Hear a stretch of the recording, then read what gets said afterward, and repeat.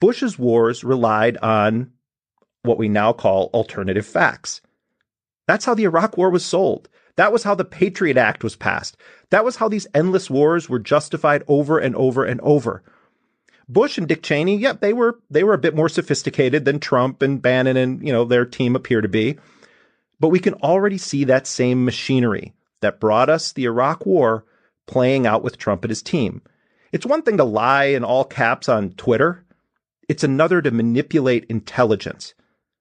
I'm joined now by two people who know a lot about this. They both worked on sensitive operations within the U.S. intelligence community under George W. Bush's administration. Clint Watts was a U.S. Army infantry officer who was then recruited after 9/11 to become an FBI special agent on the Joint Terrorism Task Force. Watts also served as the executive director of the Combating Terrorism Center at West Point. Neda Bakos was a career CIA analyst. She found herself actually working on the program to find a connection between Saddam Hussein and al-Qaeda, and she was working on that as a result of pressure from the Bush White House, particularly Dick Cheney, on the CIA. That connection, of course, was never substantiated. I want to welcome both you, Clint Watts, and you, Neda Bakos, to Intercepted. Clint Watts, let's begin with you. What's your read on Trump's approach to the CIA, the military, and intelligence operations in general? The Trump strategy is to build allegiance by fawning on law enforcement and the military, the way he's done so far, to try and bring them in so that they're loyal and adherent to him in ways that the Obama administration failed. And then at the same point, to drive a wedge between the intelligence community and much of the military and law enforcement, which was very typical of General Flynn, the first national security advisor. He butted heads straight on with the CIA and even other parts of the Defense Department, parts of law enforcement community. So I think the initial strategy was to defang the intel community, then sort of say, okay, I'll listen to you and, I'll come to you a little bit, and then to continue to drive that wedge and then pump up the military and law enforcement. And it's backfired, I think, to a certain degree. And I think at a higher level, what the public doesn't see is there are competing strains inside each of these organizations. So in the Department of Defense, there are those that are very excited about a Trump administration because they feel they've been, a little bit underhanded by the Obama administration. I think within the intel community, it's much more balanced, and they're not as enthusiastic about it because the president doesn't accept information that's against his views. It literally is his presidential daily brief. He doesn't take the intel briefings. He only wants the intelligence that fits a certain filter. For anyone that's a bona fide intelligence expert, those are the worst things that you ever want to hear. It's also an opportunity, though. I think the smarter people in the intelligence community are going to treat him like a dictator. And what do you do with a dictator? You play to his ego. So they will end up almost influencing the president like a foreign adversary, I think. That if they want to convince him of what they believe the truth or a balanced assessment for America is, they're going to end up treating him like a Gaddafi or a Putin or somebody that they want to appeal to. And they're literally going to have to make their assessments with the information behind it, come to terms with the president's worldview, which is very frightening because it really sets up a lot of blind spots as well. There's a lot of discussion now in the media of what's called the deep state, and also this notion that the CIA and certain sectors of the FBI are trying to undermine the legitimacy of Donald Trump's presidency.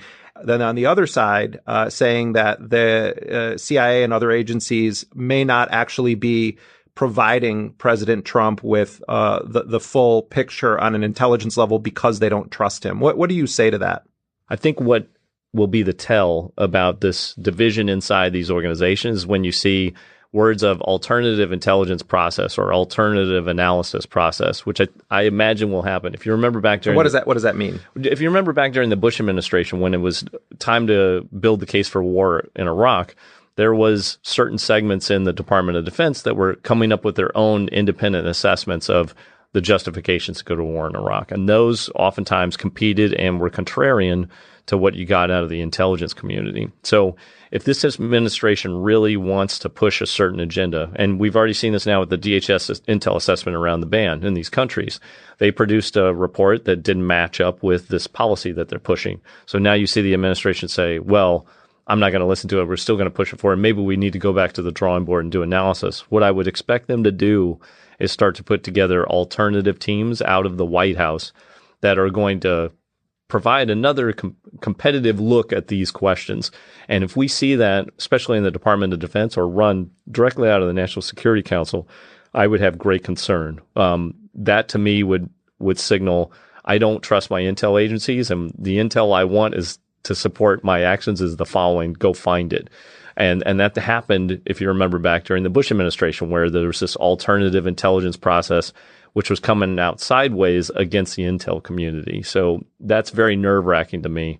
Well, and just to provide people the historical context for that, you had Stephen Cambone, who was one of Rumsfeld's top deputies, who ran what they called the Office of Special Plans. And Cambone and other minions or representatives of Rumsfeld were doing what's called stovepiping. They were taking raw bits of intelligence and cherry picking them to support a conclusion rather than letting the facts lead to a conclusion. And Neda, you served during this time at the CIA, where you had this parallel operation being run out of the Pentagon, while the CIA was tasked with determining, are these things true? Are they not? What does the evidence look like? And then you had Cambone and others running around cherry picking intelligence and providing it directly to the vice president.